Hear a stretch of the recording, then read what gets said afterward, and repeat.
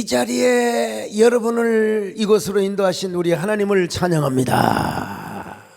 또 하나님이 여러분의 마음을 움직여 주셨지만 여러분들이 게으름 피우면 또 아이고 늑장 피우고 아직도 날씨가 추운데, 여러분 날씨가 추운데도 불구하고, 그런데 여러분 오늘 이렇게 철학기도에 여러분 오신 여러분들을 정말로 대단하신 분들입니다. 옆 사람하고 너무 크게 하지 마시고 어쩌면 그렇게 대단하게 생기셨어요. 자, 오늘 여러분 하나님의 은혜로 왔으니까 막 추운 몸으로 추운 날씨 와서 교회 오니까 뜨뜻하거든. 싹 둔가풀에 쌍가풀에 돼가지고 졸지 마시고 여러분 하나님의 말씀을 듣는데 정력을 다하시기를 바랍니다. 내가 누려왔던 모든 것들이, 내가 지나왔던 모든 시간이, 내가 걸어왔던 모든 순간이 당연한 건 아니라 은혜였어. 아침에 해가 뜨고 저녁에도 봄의 꽃향기와 가을의 열매, 변하는 계절의 모든 순간이 당연한 것 아니라 은혜였습니다. 모든 것이 은혜,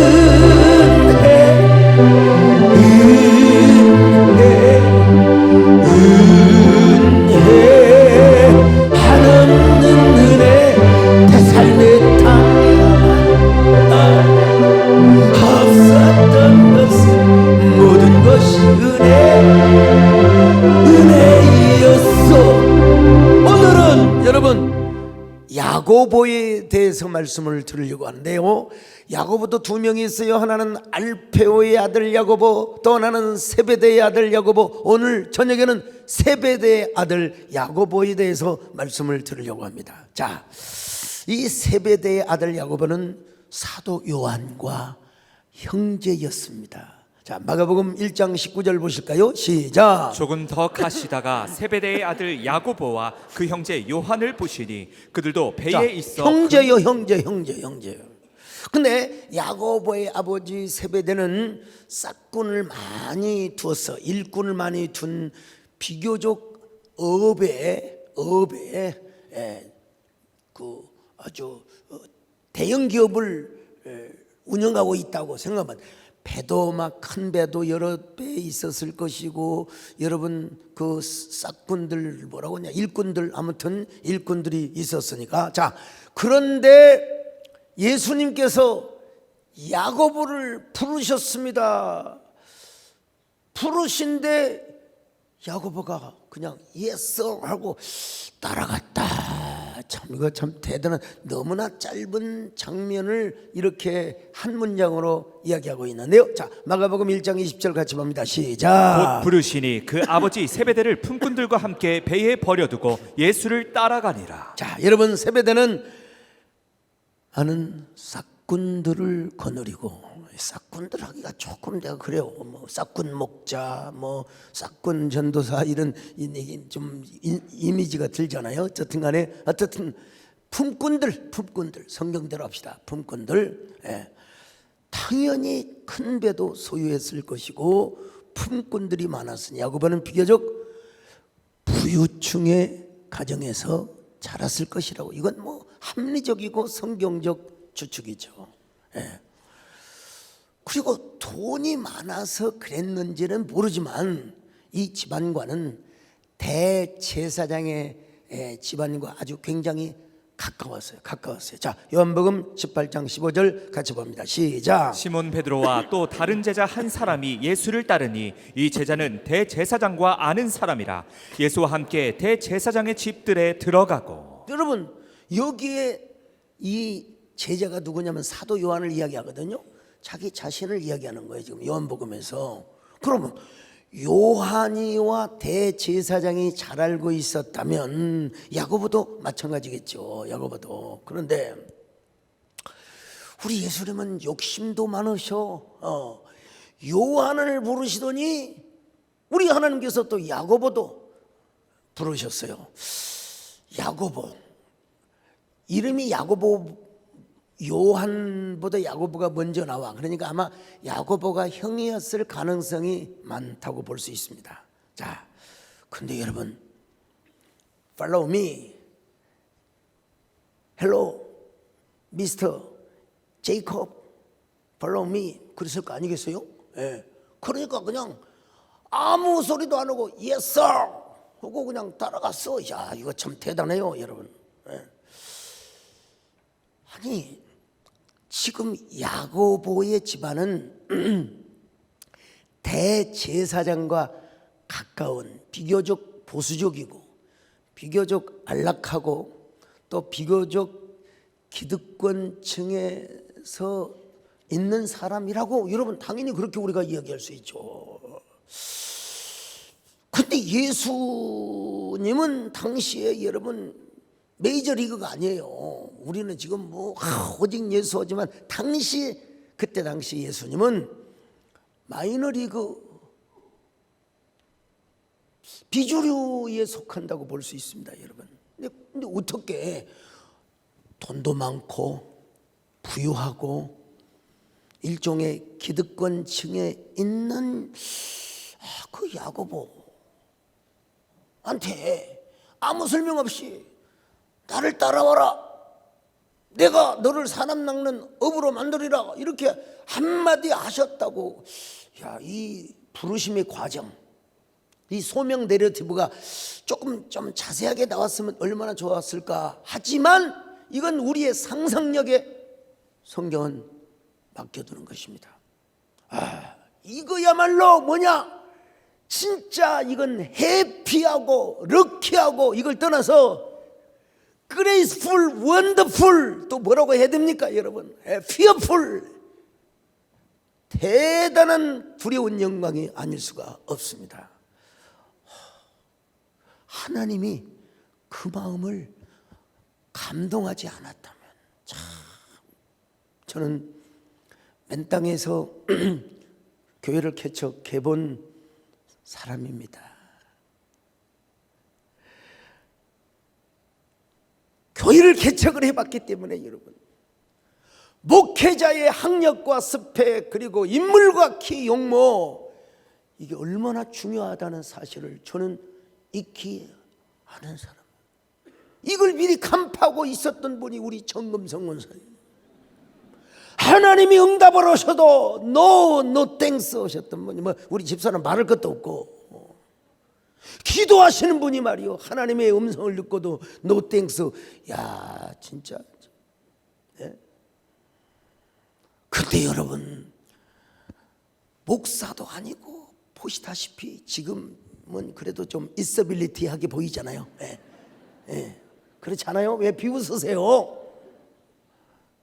그때는 진짜 초라하고 몰골이 깨재재. 그런데도 불구하고 야, 하나님이 불러주시는 성도, 하나님이 저에게 보내주시는 양들이 있었어요. 비록 배추를 밟고 부추를 밟고 그리고 양파를 밟고 가락시장에서 그냥 노점상을 하셨던 분,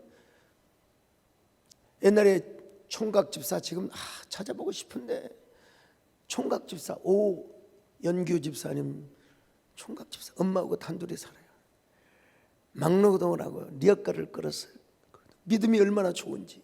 하나님께서 그런 사람들을 보내주시고, 그래서 교회가 세워지게 하시고, 그리고 어쩔 수 없이 분당으로 예배당을 지어 이사 온다고 할 때도 단 한 사람의 반대 없이, 목사님 앞길에 하나님의 은총이 가득하시기를 바랍니다. 목사님 앞길에 하나님의 은총이 가득하시기를 바랍니다.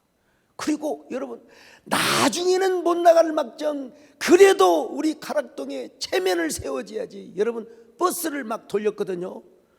목사님 1년 2년은 끝까지 가락동 세den교회 체면을 좀 세워드리겠습니다. 이런 사람들을 하나님이 보내주셨어요.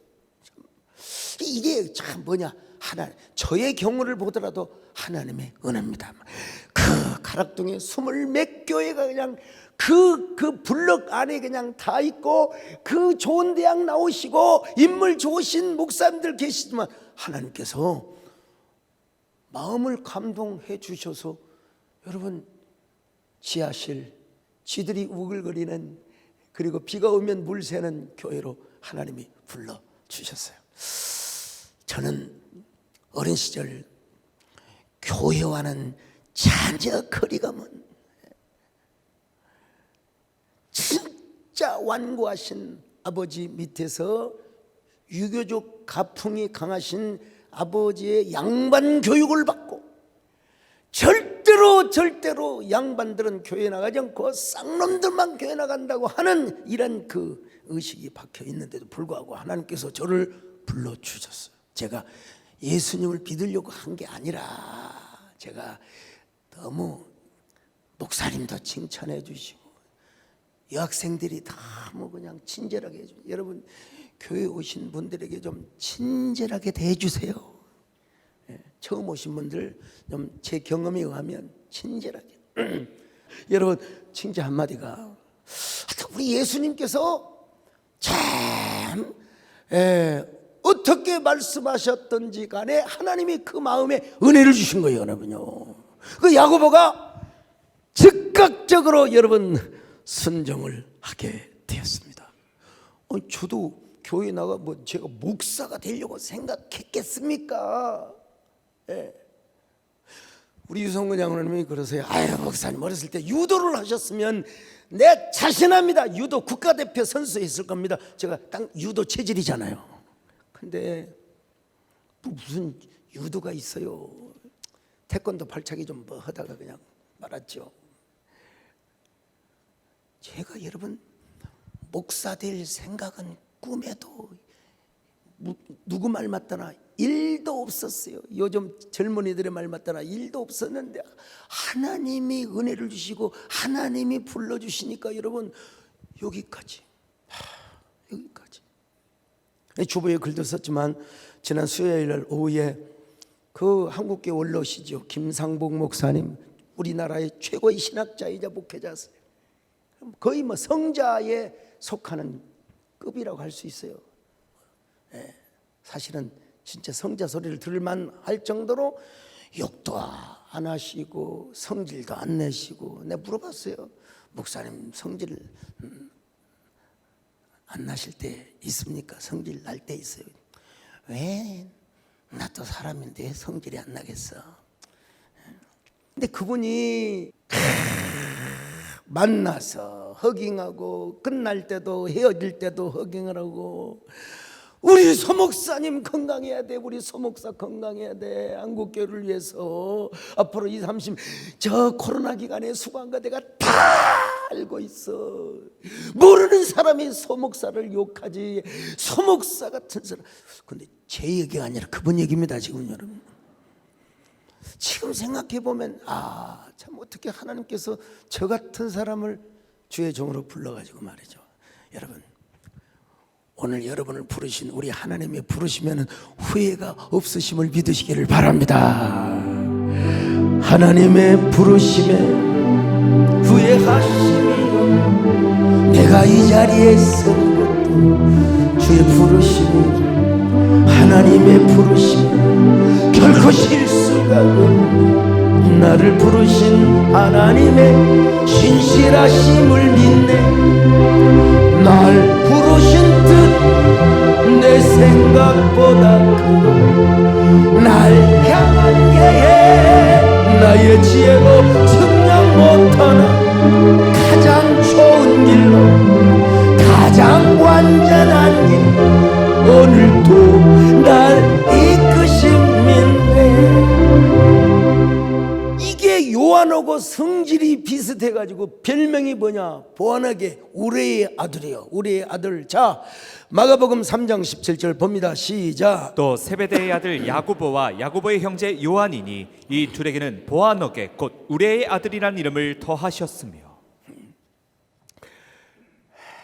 예수님이 사마리아를 지나서 유대를 가시려고 하니까 사마리아 사람들이 막 예수님을 별로 그렇게 냉대해요. 질시하고 막. 여러분 얼마나 그 예수님의 제자로서 요한과 야고보가 막 성질이 얼마나 급했는지. 예수님, 우리가 당장 기도해가지고 말이요. 요즘 전라도 마가복음 무슨 그 서가 있대 보니까요. 윤덕인 목사님 가져오셔가지고, 예. 그러니까 전라도 사투리로 마가복음을 번역한 거예요. 예. 그러니까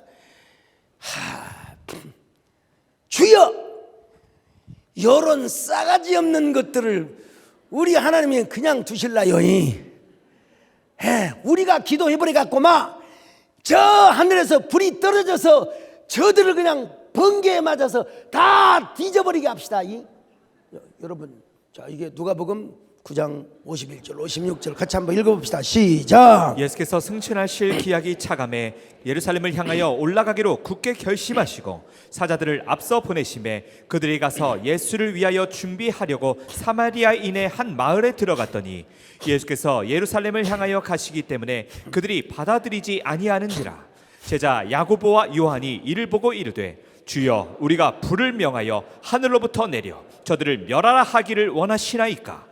예수께서 돌아보시며 꾸짖으시고 함께 다른 마을로 가시니라. 번개, 천둥이 얼마나 무서운 줄 아십니까? 엊그제 필드를 한번 갔어요. 근데 여러분, 막 비가 내리다가 나중에는 우박이 떨어져요. 이 우박까지 그까지 거야. 뭐 천둥 번개가 치는데 우리 유성원 장로님이 세상에 목사가 들고 있는 그걸 뭐라고 합니까? 드라이브 샷을 뺏어갖고 가는 거예요. 목사님, 큰일 납니다. 엊그저께도 얼마 전에도 어떤 여자가 골프를 치다가 번개에 맞아서 아주 비명 행사를 했다고. 내가 그랬어요. 이야, 그 여자 행복한 여자네. 그분이 예수님을 믿었다는 전제하에서 여러분, 제가 가끔 그 요양병원을 방문을 하지 않습니까? 참 의식도 없고 아무리 깨워서 기도를 해줘도 모르고 숨만 쉬고, 참 이런 걸 보면 참 인생이 너무나 끝이 아름답게, 저희 아버지처럼. 저희 아버님은 영광굴비, 가짜 영광굴비라고 하더라고. 중국 쪽에서 잡았다가 영광에서 말려가지고 그걸 여전도에서 이제 팔았어요. 그래서 내가 그걸 2첩을 써서 보냈더니 저희 아버님이 너무나 맛있다고 조기 2마리를 다 드시고, 아이고 내가 왜 그런다냐, 아이고 내가 왜 그런다냐, 그러고 딱 한 4~5분 만에 손쓸 겨를도 없이 돌아가셨대요. 주여, 다른 건 몰라도 하나님, 우리 아버지 죽음을 담게 하여 주옵소서. 아이고 왜 그런다요 장로님, 내가 좀 가슴이 막혀요. 그러고 얼마나 좋겠어요. 제가 우리 유성근 장로님한테 그 여자 참 행복한 여자요, 그냥 골프치 주세요, 이제 치겠습니다.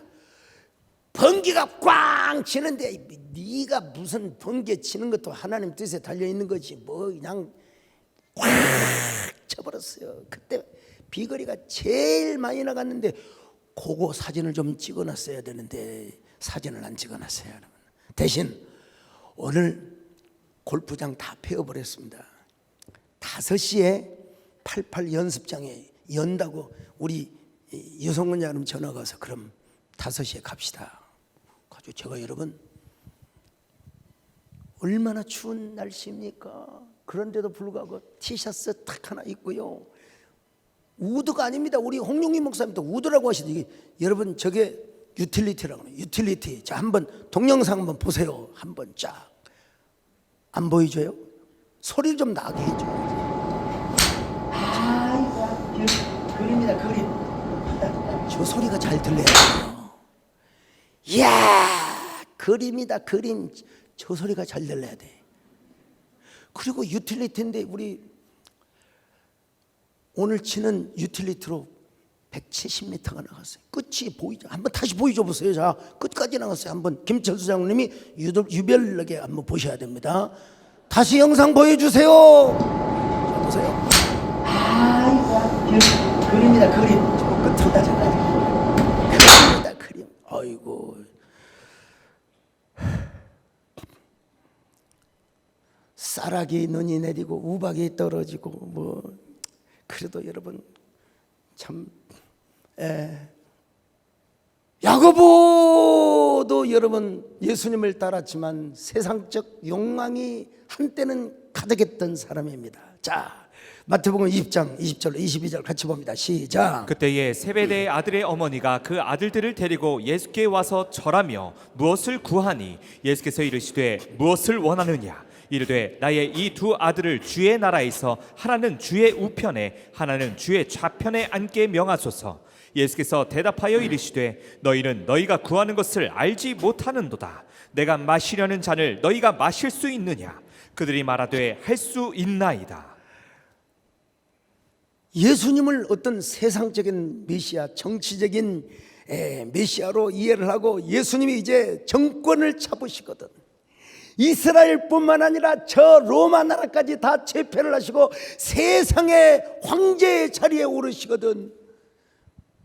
세베대의 부인 야고보의 어머니 요한의 어머니가 예수님께 여러분 그냥 갔겠습니까? 우리끼리 말해서 뭔가 보따리로 좀 들고 갔을 것 아니겠습니까? 여러분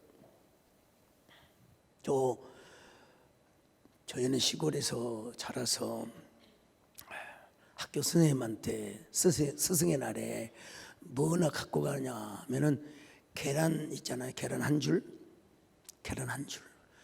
그거 여러분 귀한 겁니다. 선생님께 갖다 드리고. 그런데 어떤 애들은 보면은 봉투를 갖다 주더라고요. 야, 거기에 뭐 들었냐? 그랬더니 아니, 그냥 그런다고요. 다 나름대로 촌지가 들었겠죠. 지금 생각해 보니까 부잣집에서는 그랬더라고 보니까요. 면장 따님, 면석이 뭐 이런 선 쭉 보면은 현대 문명에 조금 더 앞선 것 같아요. 우리는 시골스럽고 너무 그래서 그냥 야생적인 계란 뭐 5개, 10개 갖다 드리고 선생님 감사합니다. 요즘은 이제 그런 것도 없을 거예요. 아무튼 세베대의 부인 야고보의 어머니가 예수님께 아마 우리식으로 말하면 석작을 아십니까? 혹시 석작이라고 모르세요? 아이씨, 이바지를 닮은 그 석작 모르세요? 그런 걸 들고 예수님 앞에 와서 큰 절을 하면서 예수님이 권력을 잡으시거든. 우리 아들을 하나는 좌의정에 하나는 우의정에 앉혀주시기를 부탁드립니다. 여러분, 자, 마가복음 10장 35절로 37절 같이 봅니다. 시작. 세베대의 아들 야고보와 요한이 주께 나아와 여짜오되 선생님이여 무엇이든지 우리가 구하는 바를 우리에게 하여 주시기를 원하옵나이다. 이르시되 너희에게 무엇을 하여 주기를 원하느냐. 여짜오되 주의 영광 중에서 우리를 하나는 주의 우편에 하나는 좌편에 앉게 하여 주옵소서. 예수님은 우회적으로 물어보셨습니다. 야, 그러면 내가 마시는 잔을 너희도 마실 수 있겠느냐? 자, 마태복음 20장 22절 같이 봅니다. 시작. 예수께서 대답하여 이르시되 너희는 너희가 구하는 것을 알지 못하는도다. 내가 마시려는 잔을 너희가 마실 수 있느냐? 그들이 말하되 할 수 있나이다. 그들은 여러분 그 잔이 영광의 잔이요 그리고 위대한 승리의 잔인 줄 알았어요. 그게 뭐냐? 십자가의 굴욕이고 십자가의 그 험한 고난의 잔이라는 사실을 몰랐던 것 같아요. 그래서 예수님이 또 이렇게 말씀하십니다. 세상에서 으뜸이 되려고 하는 사람은 먼저 섬기고 그리고 내가 희생하는 사람이 되어야 한다. 자, 마태복음 20장 24절 27절 같이 봅니다. 시작. 열 제자가 듣고 그 두 형제에 대하여 분히 여기거늘 예수께서 제자들을 불러다가 이르시되 이방인의 집권자들이 그들을 임의로 주관하고 그 고관들이 그들에게 권세를 부리는 줄을 너희가 알거니와 너희 중에는 그렇지 않아야 하나니 너희 중에 누구든지 크고자 하는 자는 너희를 섬기는 자가 되고 너희 중에 누구든지 으뜸이 되고자 하는 자는 너희의 종이 되어야 하리라. 그러면서 주님이 이렇게 말씀하셨어요. 28절입니다. 시작. 인자가 온 것은 섬김을 받으려 함이 아니라 도리어 섬기려 하고 자기 목숨을 많은 사람의 대속물로 주려 함이니라.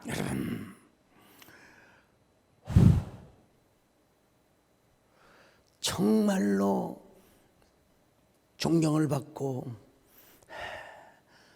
정말로 하나님이 주신 명예, 하나님이 주신 어떤 특권, 이걸 누리려고 한다면 먼저 섬기는 자가 돼야 된다 이거예요. 네가 먼저 상대를 대접하고 네가 평소에 하나님을 섬기고 하나님을 잘 낮아지는 이 말의 종이 되고 무익한 종이 될 때 하나님께서 너를 정말로 쓸모 있는 종이라고 칭찬해 줄 것이라는 말입니다, 여러분. 근데 스스로 높아지고 싶었던 본성을 가졌던 존재가 있어요. 그게 누구냐면 루시퍼. 자, 이사야 14장 13절로 14절 시작. 내가 내 마음에 이르기를 내가 하늘에 올라 하나님의 뭇별 위에 내 자리를 높이리라. 내가 북극 지폐의 산 위에 앉으리라. 가장 높은 구름에 올라가 지극히 높은 이와 같아지리라 하는도다. 요 루시퍼가 여러분 전통적인 우리 학자들의 견해에 의하면은 하나님을 찬양하는 그룹 중에 한 그룹이었어요. 그런데 지가 하나님처럼 되고 하나님보다 높아지려고 하는 욕망 때문에 저 계명성이 땅으로 떨어져 버린 거예요. 오늘날도 여러분 이 루시퍼가 우리의 신경을 자극하고 우리의 마음을 자극하면 여러분 자기 혼자 높아지려고 합니다. 아니 교회에서 왜 나를 이렇게 알아주지 않느냐고. 지난번에 옛날에 우리 장로회 때 아이고 여전사님들이 말이요 장로들한테 인사를 안 한다고 그래서 가만히 생각해봐. 좀 여전사님들 좀 이해 좀 해야 되겠다. 장로님들 인사 좀 잘하라고. 그러고 나서 제가 뭐라고 했냐면 혹시 못 보고 그럴 수 있으니까 장로님이 먼저 인사 좀 하면 안 되겠습니까? 그랬더니 그것도 옳은 말씀이시네요. 지금 서로 아마 인사 서로 잘하고 지낼 것입니다만은 사람이요 루시퍼의 영이 우리를 자극하면 바리새인, 서기관, 소위 말하면 종교적, 교조적인 존재가 되게 만나요. 상석에 앉기를 원하고 다 대접받기를 원하며 다 자기가 높아지기를 원하며 이 교회 안에 그런 사람이 있어요. 이걸 뭐라고 이야기하냐? 디오드레베적인 의식 구조라고 그래요. 디오드레베적인 의식 구조가 뭐냐? 교회 안에서 자기를 뽐내고 과시하고 내가 이런 사람이라고 말이에요. 자, 요한3서 1장 9절로 10절 시작. 내가 두어 자를 교회에 썼으나 그들 중에 으뜸되기를 좋아하는 디오드레베가 우리를 맞아들이지 아니하니 그러므로 내가 가면 그 행한 일을 잊지 아니하리라. 그가 악한 말로 우리를 비방하고도 오히려 부족하여 형제들을 맞아들이지도 아니하고 맞아들이고자 하는 자를 금하여 교회에서 내쫓는도다. 이게 참 세 가족이 오면 우리가 얼마나 다정하게 대해주고 얼마나 환영을 해줘야 되겠습니까? 나보다 더 많이 헌신하고 나보다 더 영향력이 있는 사람이 교회 오면 우리 하나님이 우리를 사랑하셔서 우리 교회를 사랑하셔서 그래야 되는데 여러분 그런 사람을 내쫓는 사람이 있어요. 어떻게든지 얽혀가지고 거짓 소문을 만들어서 이게 바로 뭐냐? 바로 디오트레베적인 의식구조가 있는 사람입니다. 여러분. 우리 마음속에 진짜 주님이 우리를 불러주신 그 소명의 감격이 막 항상 내러티브하게 막 우리 안에 막 이야기처럼 스토리텔링처럼, 그러니까 울먹이고 감사하고 그래야 되는데, 그렇지 않으면 우리는 어쩔 수 없어요. 바리새적인 사람이 되는 거예요. 냉랭한 사람이 되는 거예요. 내가 알고 있는 지식과 내가 알고 있는 범위, 내가 알고 있는 교리, 내가 알고 있는 도그마, 이걸 가지고 막 사람들을 막 그냥 공격하고 막 내쫓고 말이에요. 내가 끝까지 텃세 노릇을 하려고 하는 터줏대감 노릇을 하려고. 여러분, 우리가 주님을 섬기고 또 섬기고 또 섬겨도 부족함밖에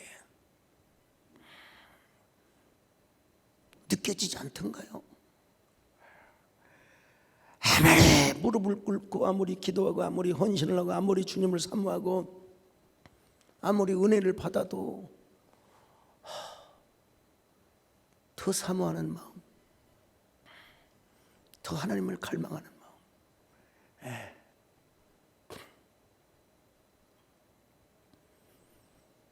내가 아무리 겸손하게 무익한 종으로서 내가 아무리 내가 주님께 헌신한 것 같았는데 지내놓고 보니까 하나님의 은혜뿐이고, 내가 은혜를 더 받아야 되겠다. 내가 하나님께 더 충성해야 되겠다. 내가 더 낮아져서 낮은 내처럼 밤엔 달처럼 내가 그렇게 살 수는 없을까?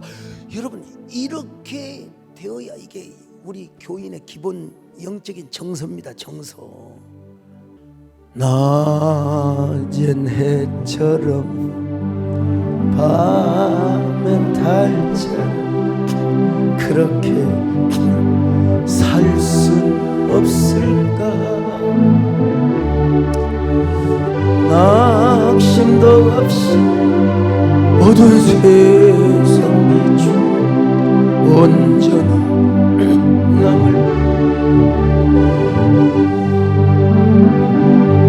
나의 일생에 꿈이 있다면 이 땅의 빛과 소금, 가난한 영혼, 지친 영혼을 주님께 인도하고픈 나의 욕심, 나의 못난 자 언제나 커다란 진대에 나를 짓눌러 마음을 고뇌. 예수여 나를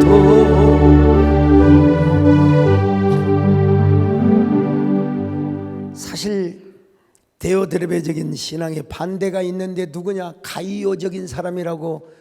이건 여러분 제가 그냥 이름 한 겁니다. 가이오. 자, 요한 3서 1장 1절로 2절입니다. 시작. 장로인 나는 사랑하는 가이오 곧 내가 참으로 사랑하는 자에게 편지하노라. 이 가이오라는 사람이 있어요. 이 가이오. 이 가이오는 어떤 사람이냐? 요한 3서 1장 5절로 7절 시작. 사랑하는 자여, 내가 무엇이든지 형제 곧 나그네된 자들에게 행하는 것은 신실한 일이니 그들이 교회 앞에서 옛날에는 여러분 나그네들이 얼마나 많았는지 몰라요.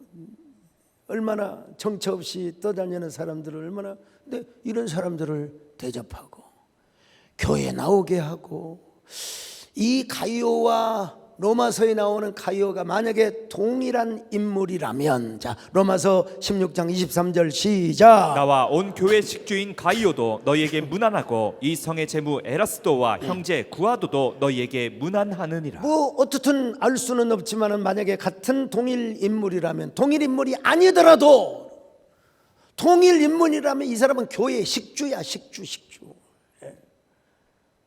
그날 주일날 교회 여러분 뭐 우리처럼 그렇게 많이 모이고 그러진 않겠죠. 그래도 교회 오면은 언제나 밥을 해드리고, 옛날에는 뭐니 해도 밥 해주는 게 최고요.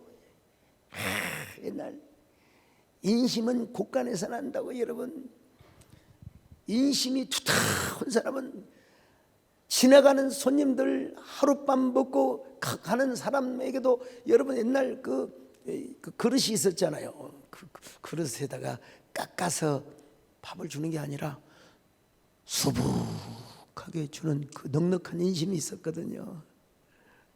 나는 그런 인심을 배워서 제 씀씀이가 크고 제 손이 좀 큽니다, 여러분.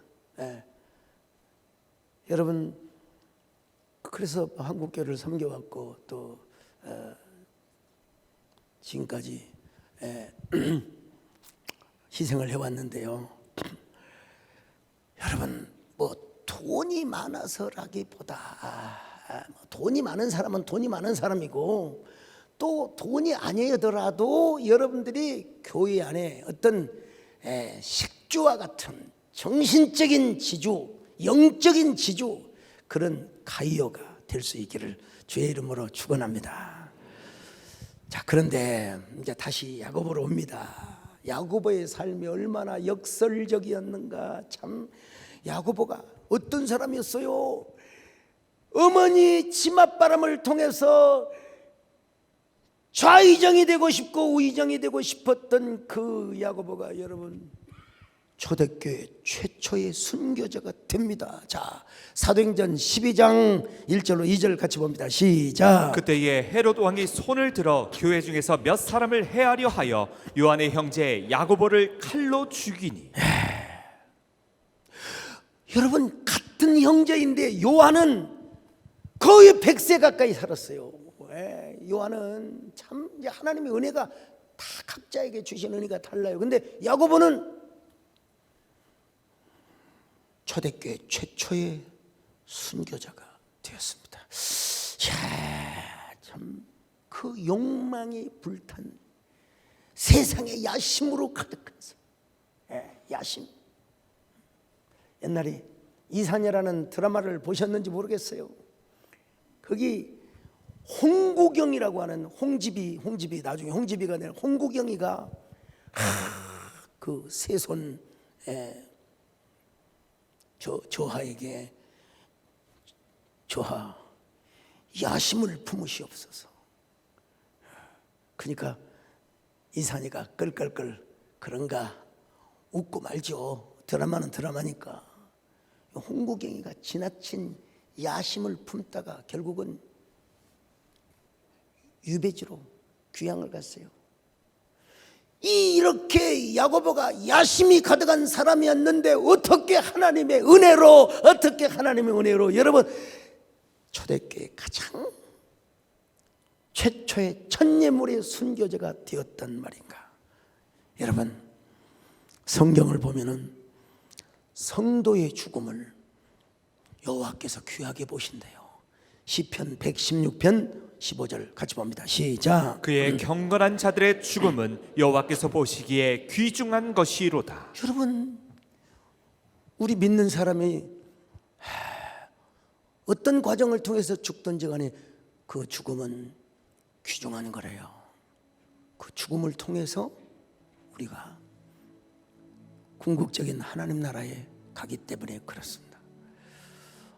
근데 이러한 이러한 평범한 죽음이 아니라 야고보는 초대교회 첫 열매로서 12제자 중에 첫 열매로서 하나님께 순교의 제물로 드려졌으니 여러분, 이보다 역설적이고 반어적인 그림과 같은 인생을 살았다고 할 수 있죠. 좌상대감, 우정성대감 하고 싶었던 그 야고보가 여러분 가장 젊은 나이에 가장 12제자 가운데 주님 앞에 순교를 당하였으니 야, 얼마나 역설적이냐 이 말. 저는 신학교 다니면서 너의 소원이 무엇이냐? 예, 저는 순교하는 것입니다.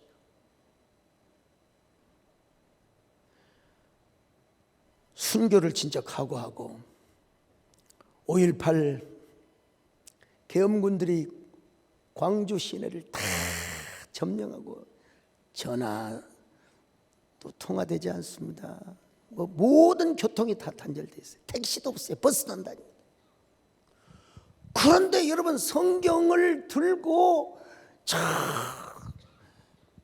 금남로길을 그리고 도청 앞을 걸어서 찬양을 하고 갑니다. 여러분, 조용하게 가는 게 아니라 한번 쳐보세요. 내 주여 내 발 붙드서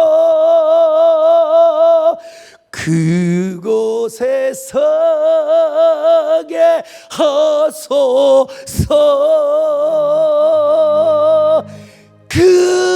그것은 비, 원래 그때는 무반주였으니까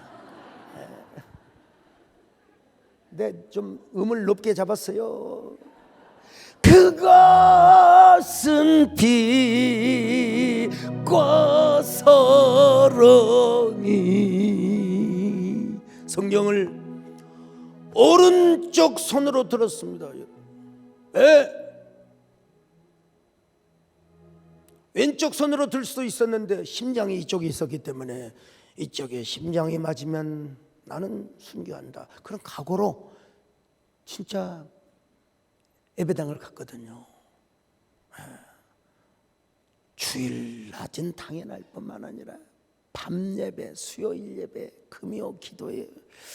근데 누가 저를 쏴주는 사람이 한 명이 없어가지고 오늘까지 이렇게 살아 있습니다, 여러분. 참, 그러니까 살고자 하는 자는 죽을 것이요 죽고자 하는 자는 살 것이라, 이런 말씀이 생각이 나는데, 우리는 야고보처럼 순교를 마음대로 할 수 있는 시대는 아닙니다.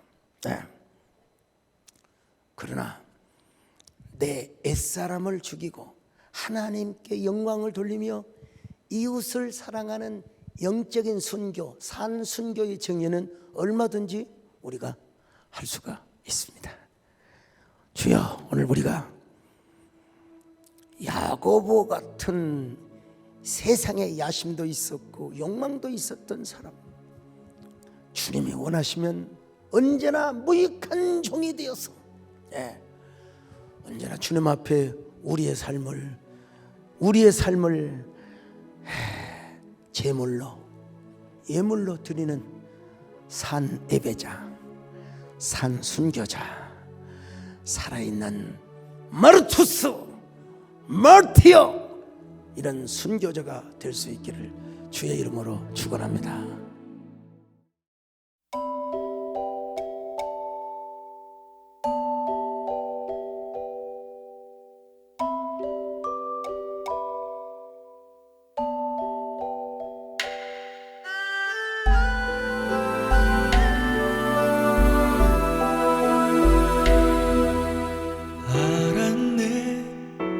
나는 알았네.